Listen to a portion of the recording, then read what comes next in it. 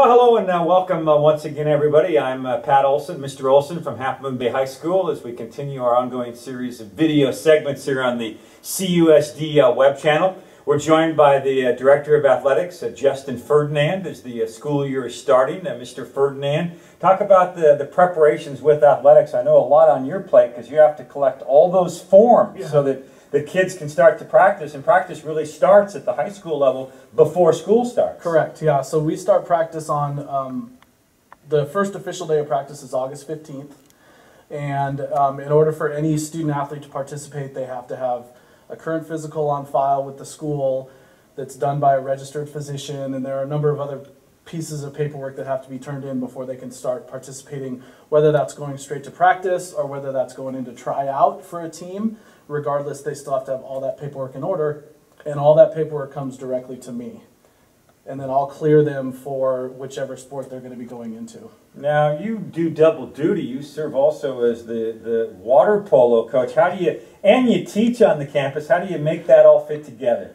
Very, very succinctly. I mean, my schedule is pretty much full from 6:45 in the morning till 9 o'clock at night on a daily basis. You know, I always make myself available. I have a sign on my office that says, if you can't find me here, you can find me on the pool deck. I use this week before school starts, before we have the students in the classroom, to really focus on the athletic portion of things and get all the paperwork in order. And, you know, I've told the kids and the parents that you're more than welcome to come and stop me during practice. It might be a minute before I'm able to talk to you, but I will make time to talk to you during practice if you have a quick question about eligibility or questions about getting cleared or whatever the case may be. You mentioned eligibility. Let's expand on that. So what are the eligibility rules, and what are the behavior expectations for a student athlete here on this campus? So eligibility, for sophomores, juniors, and seniors, we look at their second semester grades, the grades that they finished with in the spring, and they have to maintain a 2.0 GPA in order to be eligible to participate.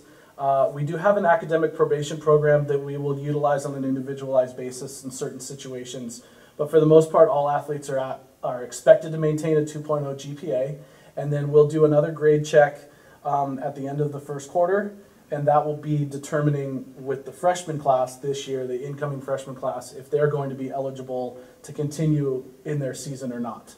Okay, now, just this will be a short answer here. How many student athletes on this campus out of the nearly 1,000 students? We have approximately 650 student athletes. I didn't realize it was even that high. I thought it was maybe in the 40 to 50% range. No. That's very impressive, 65%. So it shows this campus then is very athletically involved. A lot of kids are really involved in sports. Yeah, there's a ton of kids involved in sports, and you asked about behavior, and I didn't get to that, but you know, these student athletes are pillars of you know, pride within the Cougar community, and are expected to maintain that level of pride within themselves and show that pride to the student body, those that aren't student athletes, and they're asked to be those role models in the classroom, within the community, around campus, just of, you know, what it's supposed to look like and feel like to be a student here at Half Moon Bay High School.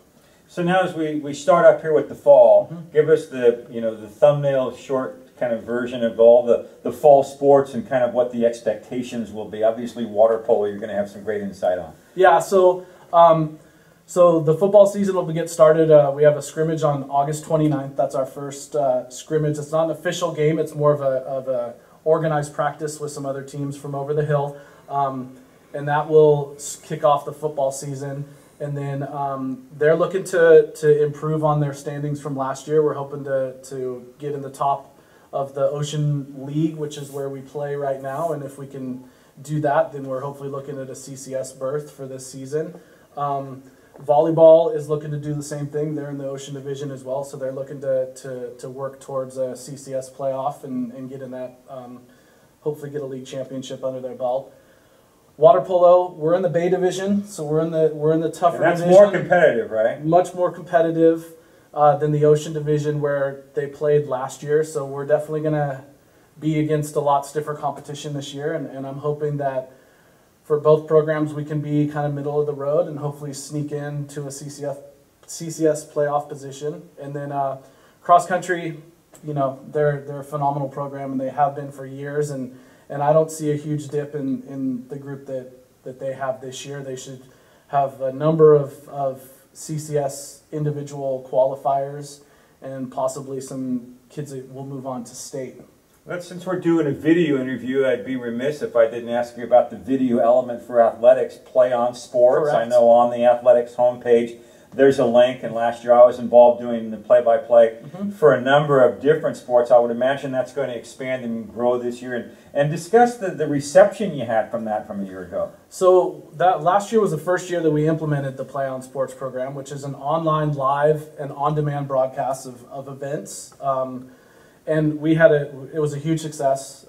We had almost 1,000 viewers watching live events, and then probably almost triple that of viewers that were watching events on demand. So going on after, and you know, kids going on after the game to watch themselves play, whatever the case may be. And so yeah, we're looking to expand on that.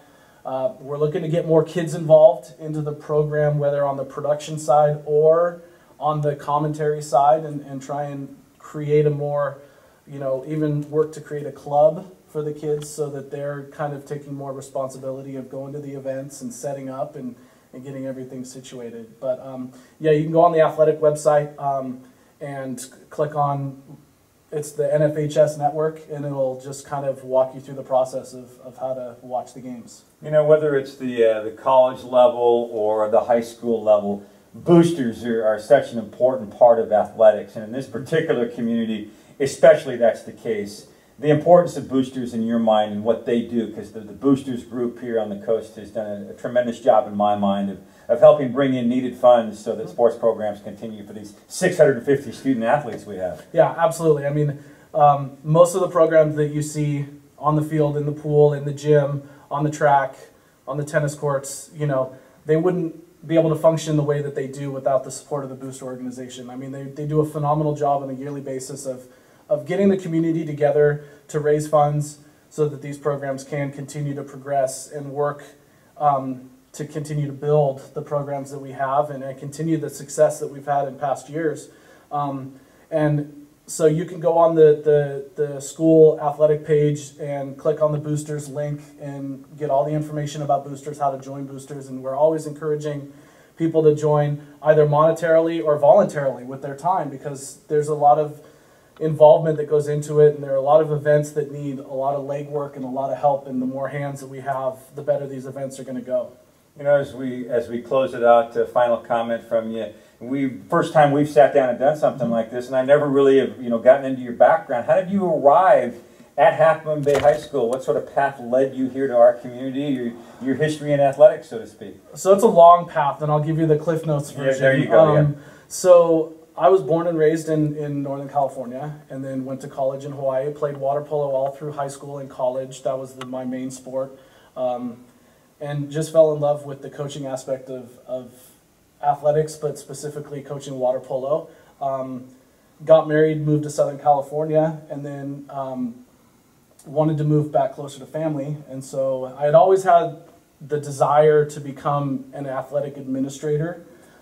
So I actually went back to school and got my master's, and lo and behold, a few years later, here we are. Here you are. Well, that's great. You know, we look forward to hopefully catching up with you a few times during the school year, maybe, you know, quarterly reports on how the programs are going. Best of luck to water polo and all the fall sports. Thank you. We appreciate the time. Absolutely. Thank you. All right, that's Justin Ferdinand, Mr. Ferdinand, the Director of Athletics here at Half Moon Bay High School. The fall sports getting in swing with their practices going. We'll catch up with him again a few weeks down the line. I'm Pat Olson. Thanks for watching right here on our CUSD YouTube channel.